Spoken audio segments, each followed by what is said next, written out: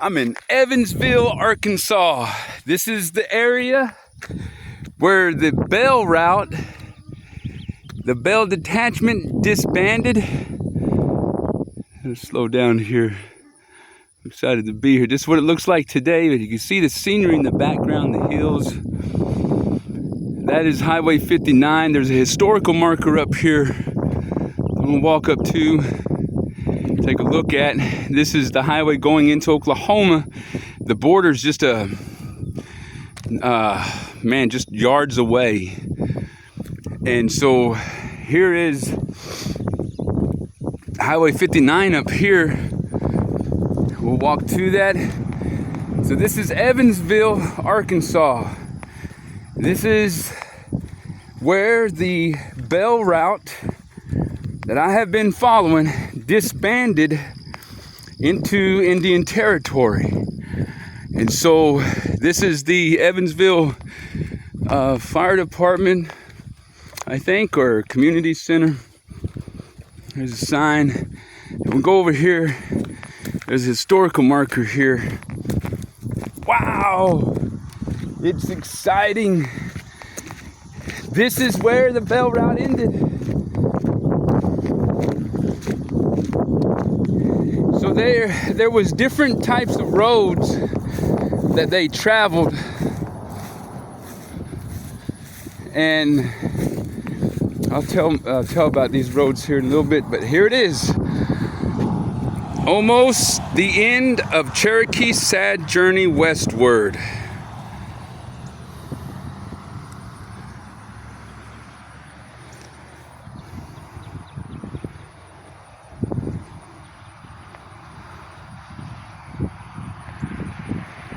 This depicts some of the wagons.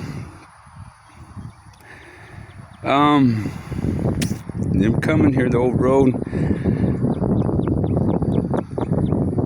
There's a cemetery up this highway, Vineyard Cemetery. The original historical building that was there has been removed over on Highway 62 at a state park.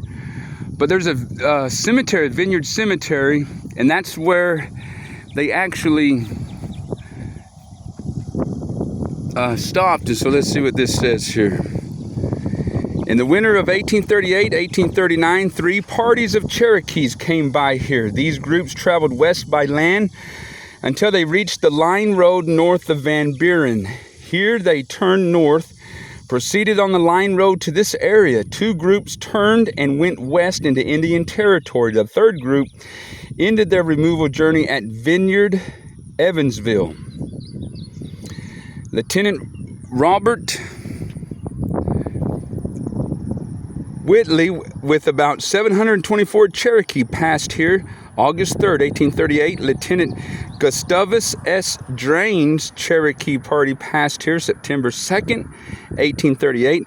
The Bell party of about 650 Cherokees, led by Cherokee John A. Bell, that was John Adair Bell, and Lieutenant Edward Dees, reached here January 8th, 1839 and disbanded. Other Cherokee parties coming from the north by Cane Hill may have passed here.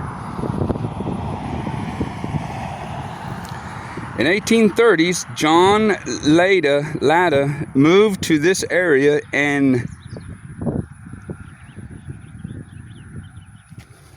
called the place Vineyard for the Lord's Vineyard. He built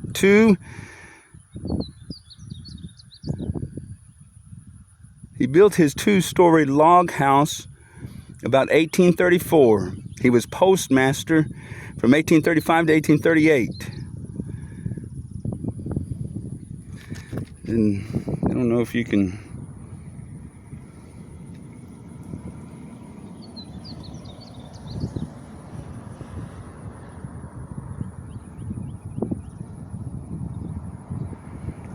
The Latta house was moved to in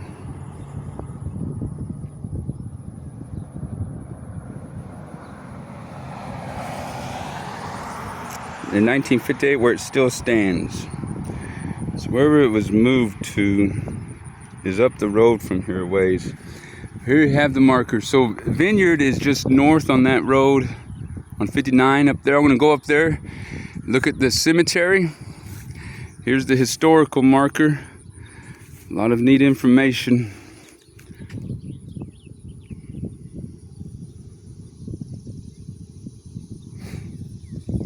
This is Highway 59. This is also would later be the route. This line road would be the route of the Butterfield stage.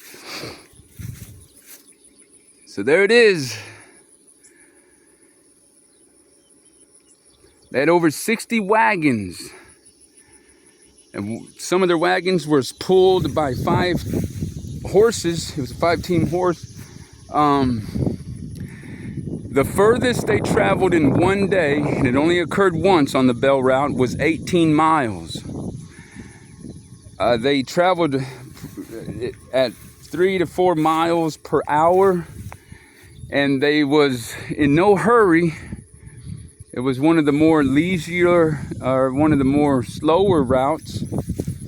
According to the some of the notes of Evan Jones, where the north route was really pushed and the military escorts really pushed them. But D's really worked with John Adair Bell, and they took their time. I think the shortest distance they traveled in one day was 4 miles. So between 4 and 18 miles is what they traveled a day. And primarily it was around the neighborhood of 12 miles, 10 to 12 miles they would usually make normally. So they didn't move far in a day, but that's still good pace for the crowd that they had. Most of the roads, of course, the military road was a wider road. I think it was somewhere between 12 to 18 feet wide in some parts. A lot of the roads were old trail roads that was barely wide enough for a wagon. And so you had roads that were back in the day, some roads were just wide enough for a horse. Some were barely wide enough for a wagon. The old military road in a lot of places was wide enough for these large wagons that they were using. So it's interesting, they arrived here in the winter of 1839 in January, and they would disperse into Indian territory from here, from this location. Evansville, Arkansas, where the Bell Party disbanded.